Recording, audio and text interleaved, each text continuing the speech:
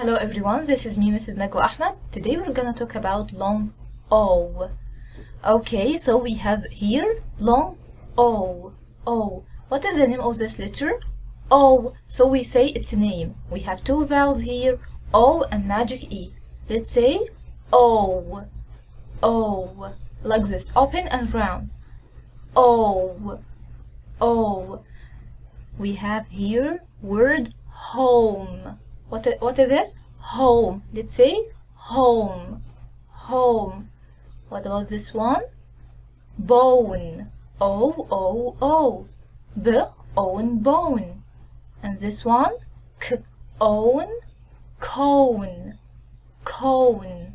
This is what? Cone. This is a cone. And this? Rope. Rope. Rope.